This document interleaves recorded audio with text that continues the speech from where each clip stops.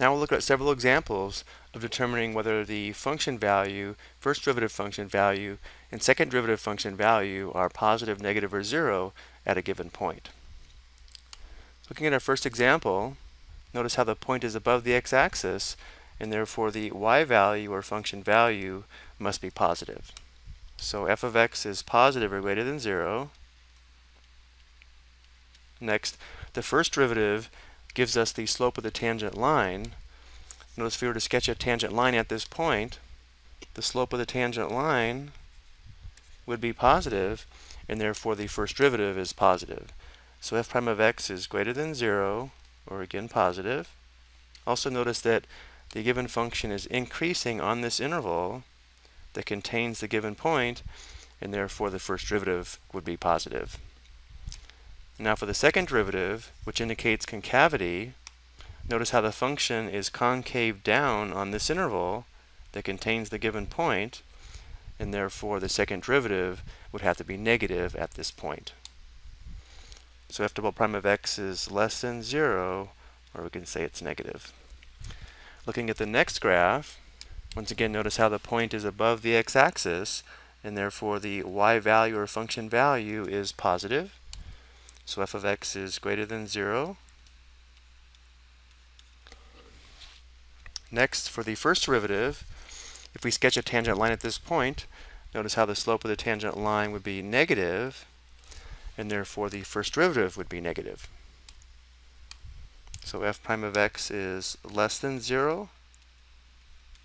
Also notice that the function is decreasing on this interval here that contains the point, and therefore the first derivative would be negative. And now for the second derivative, notice how the graph is concave down on this interval, which contains the given point, and therefore the second derivative is negative or less than 0. For our next example, notice how the point is below the x-axis, and therefore the function value or y value would be negative. So f of x is less than 0 or negative.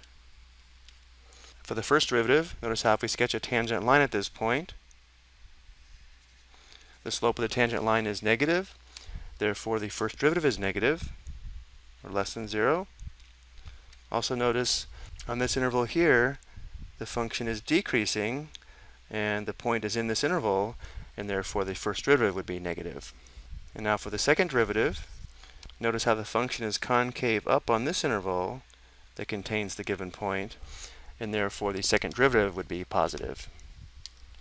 So f double prime of x is greater than 0, positive. Our next example, again, notice how the point is below the x-axis, and therefore the y value or function value is negative.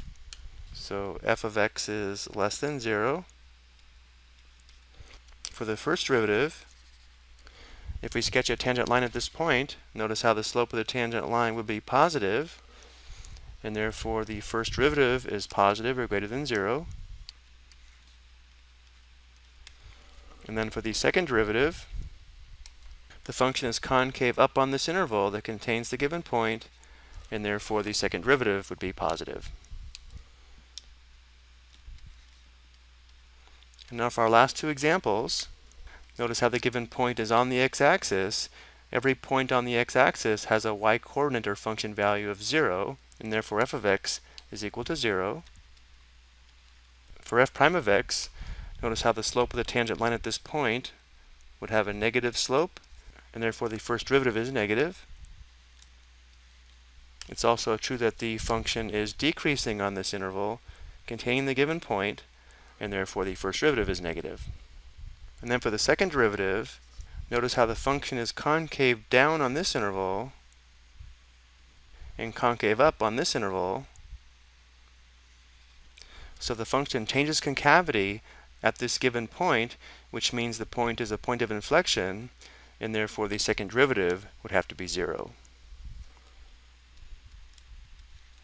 And for our last example, notice how the given point is below the x-axis, and therefore the y value or function value is negative.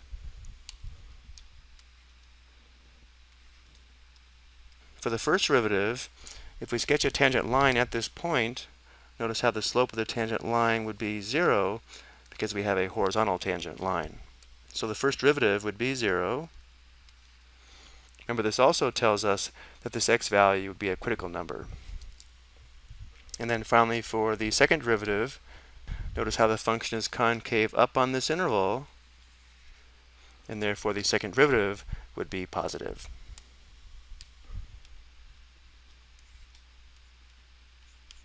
I hope you found this helpful.